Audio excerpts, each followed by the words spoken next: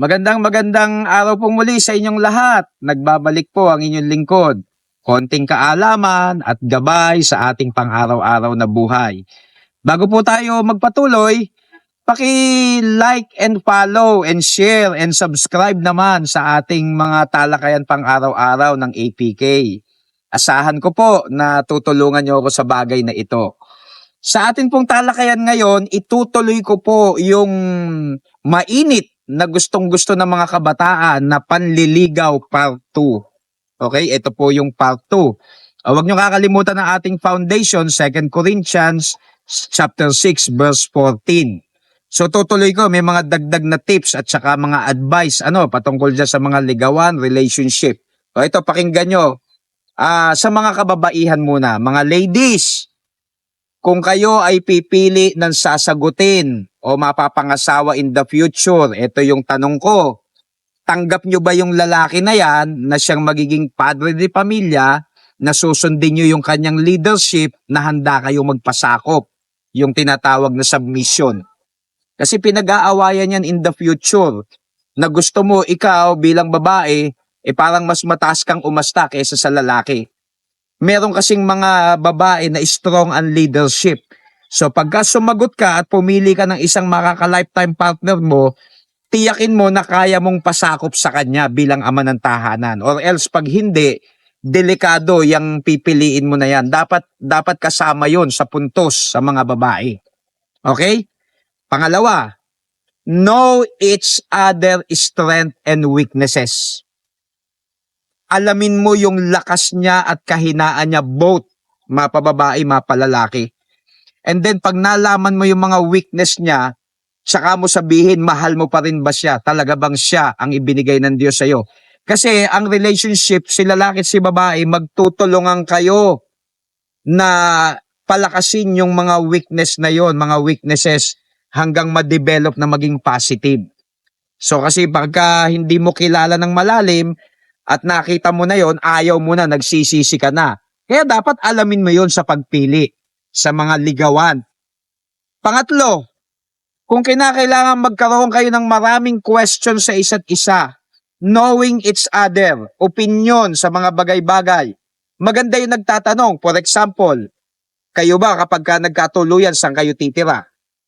Kayo ba pagka nagkatuluyan, may trabaho ba siya? Kaya kang buhayin? Kilala mo na ba siya pag natutulog pala ay naghihilik ng malakas? O kaya naman ay pag natutulog ay naglalakad pala, bumabangon at natatakot ka? Kilala mo na ba siya na isang beses lang pala maligo sa isang linggo?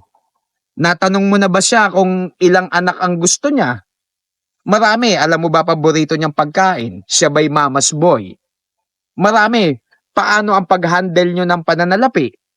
So maraming katanungan sa isang ligawan at pagpasok sa relasyon. Alamin mo lahat. Kahit 50 questions yan or more. And then saka mo sabihin kung kayo ay tugma sa isa't isa. Mga pananaw sa buhay. And number 4, ito na muna ulit yung last. Make sure you are both matured enough to handle relationship. Itong pinag-uusapan natin, dapat nasa tamang edad ka. Kasi ang relationship, may mga suliranin yan, may mga pagsubok din yan, may mga conflict din yan, minsan may away din yan. Kung hindi kayo matured enough to handle that, hindi magiging matagumpay ang relasyon. Kaya itong sinasabi ko, matured ka spiritually, matured ka physically, emotionally, socially. Hindi pwede yung 11 years old ka lang, gusto mo boyfriend, girlfriend agad. 11 years old, gusto mo date agad at nagtanan na. Kasi ganyan na nangyayari. May mga nag-aasawa ng maaga na hindi naintindihan yung pinasok nila. So sana kapulutan nyo ng aral itong mga puntos na sinasabi ko. Dahil nga, ang pag-aasawa in the future ay hindi parang isusubo na kanin at kapag ka napaso, iluluwa. Dapat happy wife, happy husband, happy life. Dapat pareho kayong masaya na may basbas ng Panginoon. So hanggang sa muli, ito po ang inyong lingkod, ang Pekeng Kano. Testing. Eto kami. Test. Hindi na ako nakita. Ano na lang ako? Nagpakasal na nga kayo, hindi mo pa alam ang bahay nila. Kasi hindi ka nagpunta sa kanila. Hindi ka pinakilala. Masak ko na. Kumasing. Nakakawit yung... Hindi tayo kay DJ. Ano? Pataman na po. Kay DJ, sabihin ka pa nalaglag. Bakit kaya sa kaya ulit ko? Di, ikat ko na lang. Hindi na ako ulit. Eh, panliligaw yan eh. Maraming may gusto niyan.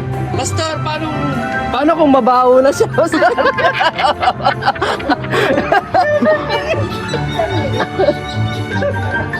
Wala eh. Paano kung hindi na siya naliligo? Ano ba?